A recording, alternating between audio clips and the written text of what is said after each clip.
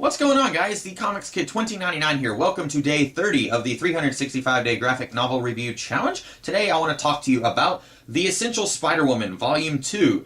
This finishes off the Spider-Woman series that started in the late 70s and ended in the very early 80s.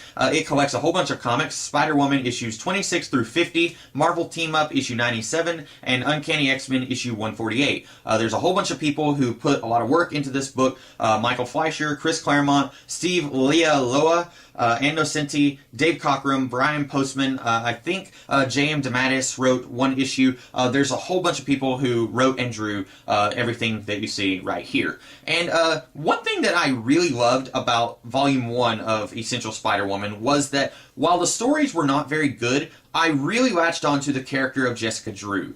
This is someone who thinks that she knows her past, and then she finds out that everything that she knew was wrong, and then she finds out new information, and she is constantly on the search for who she is as a person. She is constantly striving to find out who she is, all the while also trying to be a good person. And I really loved that. And I don't think that that was intentional. I think that the reason her character kind of turned out that way was because in the early days of this character, you would have a writer who's writing her, and they would be developing an origin story, supporting characters, a status quo, and then they would leave the series, and then someone else would come on board and say, okay, I don't like any of that, so we're going to scrap all of that, we're going to start fresh. And then this happened like 3 or 4 times throughout the series, and so Jessica Drew never really had a stable status quo with a stable history or a stable set of supporting characters or anything like that. So by default, she kind of became this character who was very driftful. She was always on the search for who she was and trying to find her purpose in life. And I really enjoyed that. I really enjoyed the character of Spider-Woman in Volume 1,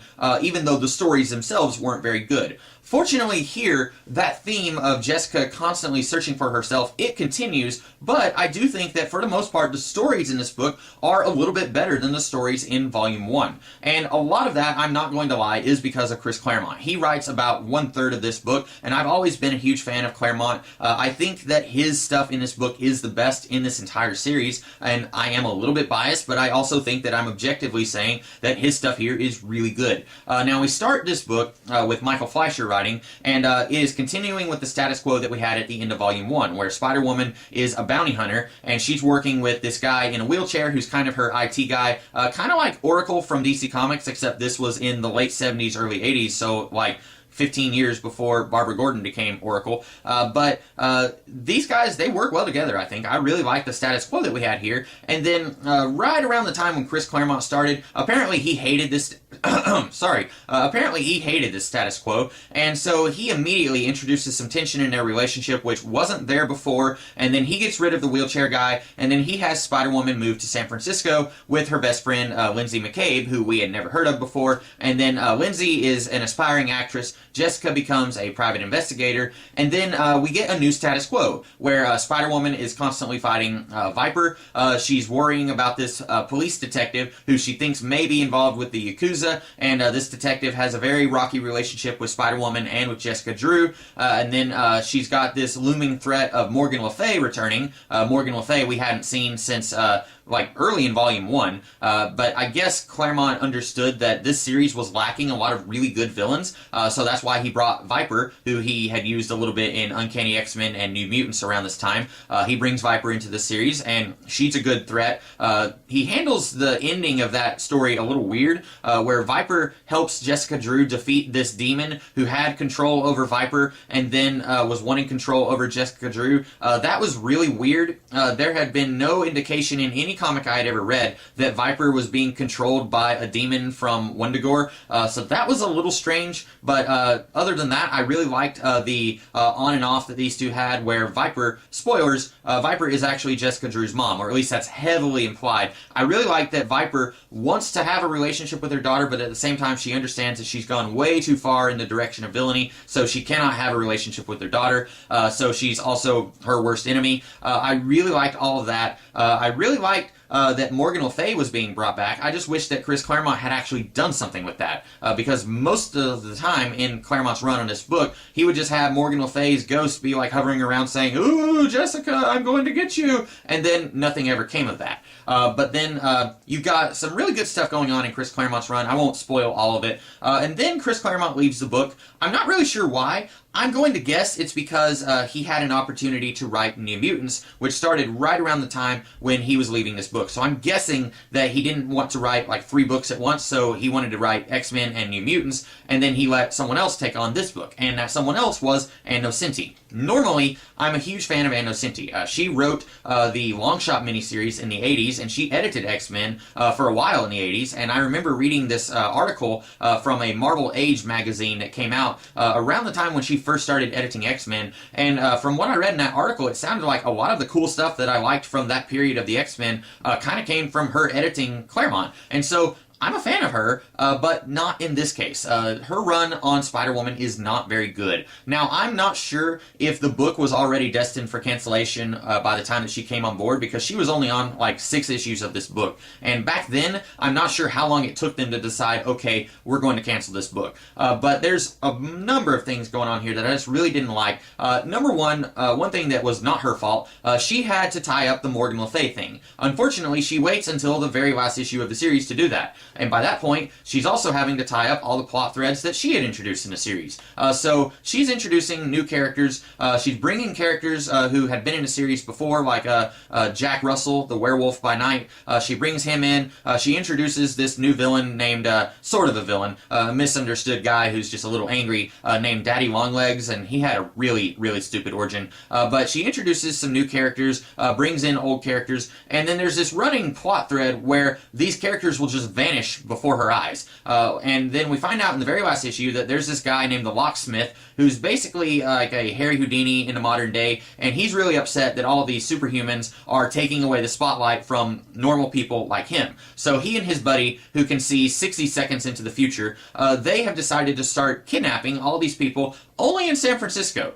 So I guess he's thinking that once he kidnaps people like Spider-Woman, Werewolf by Night, Tigra, Daddy Longlegs, all these people that Spider-Woman has fought with and fought against in this series, I guess he thinks that he can get the limelight back, except that there's a problem with this because there's still the Fantastic Four, the Avengers, the X-Men, Spider-Man, you know, all these really huge A-list people that he hasn't kidnapped who are still going to be taking the spotlight from him, but whatever. So apparently this guy is responsible for all these people just vanishing right before her eyes, except that makes no sense at all, because like when she had Daddy Longlegs apprehended, she like turns around and then turns back and he's gone. And it's like, okay, there is no way that the Locksmith here and his buddy who can see into the future would have been able to have just quietly taken this guy, and then she's looking and it's like miles in every direction and there's nobody there. Like, that doesn't make any sense. But anyway, so the last issue of this series is a double-sized finale, and after that all gets wrapped up, then it's like, oh wait, we forgot, there's the Morgan Le Fay thing. So then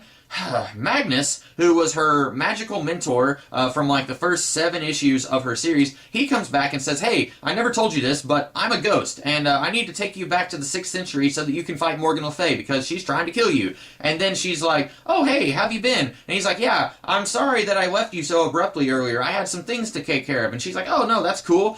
And if you'll recall, in the Essential Spider-Woman Volume 1, Magnus was actually like, oh, say, so I'm an actor, and I have this acting gig in Britain. I'm going to go. You seem to have things under control here, so I'll see you later. And then a few issues later, Spider-Woman's like, hey, I'm going to call up Magnus. So she calls that number, and the people are like, there's no one here by that name. So Magnus was basically just a straight-up liar who didn't want anything to do with Jessica Drew, and now he comes back and says that he's a ghost, and I had some things to take care of. Yeah, right, you just didn't want anything to do with Jessica. So he takes Spider-Woman to the past.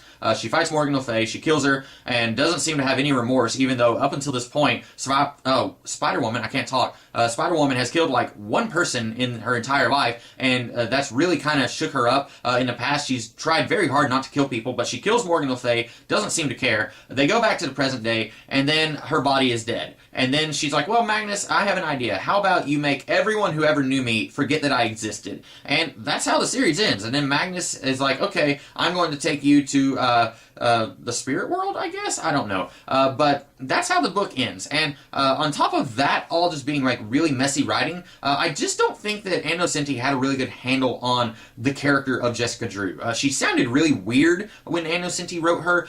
Pretty much everyone else who ever wrote the series had a pretty good handle on how she would talk, her language, her speech. All of that sounded pretty consistent throughout the entire series, even when they were doing weird things like trying to create a schism between Jessica Drew and the wheelchair guy so that they could have a new status quo. The character still seemed pretty consistent. But whenever you get to the Ann Nocenti stuff, suddenly she's like in her spirit form, she's about to jump back into her body, and she's like, "Oh, wonderful body, I miss you so much, ooh, lovely body." And it's like, that's not how Jessica would talk. That's how Lindsay McCabe would talk. That's really weird. Anyway, if you're curious how the character of Spider-Woman was reintegrated back into the Marvel Universe, I had to look all this up. But apparently, sometime after this, in the Avengers series, Tigra, who met Spider-Woman very briefly near the end of this book, she finds Spider-Woman's body, and then they investigate, and they bring her spirit back. And then there was a period where she didn't have any powers, and she was showing up in the Uncanny X-Men series. But overall, would I recommend Spider-Woman, Essential Spider-Woman Volume 2? I'm going to say yes. I really enjoyed this book. It's got some really solid writing. If anything, even if you don't like some of the stories here, like how weird the Viper Chthon thing was handled, or how the Ann Nocenti run ended, and I am going to go ahead and reiterate that a lot of that wasn't her fault. Like, she had to tie up the Morgan Le Fay thing, which was dangling before she even came on the book. But even if you don't like some of the writing here, I think the character of Jessica Drew is as strong, if not stronger, than it was in Volume 1. It really makes me really enjoy this character, and I'm really looking forward to reading some more about this character. I know that somewhat recently, during one of the all-new Marvel Now things that Marvel did, they had a new series where Spider-Woman was pregnant. I really want to read that just to get more into the character of Spider-Woman. And I don't know anything else about that series other than Spider-Woman's in it, and she's pregnant, and I want to read it. So if you're interested in Spider-Woman, if you like the character, then I would check out this book and also its predecessor, which I reviewed like 2 years ago. So those are my thoughts on Essential Spider-Woman Volume 2. I hope that you guys liked this video. If you did, be sure to like, share, comment, and subscribe, and I will be back tomorrow with another kind of video. In the meantime, you guys have a great rest of the day. Catch you later.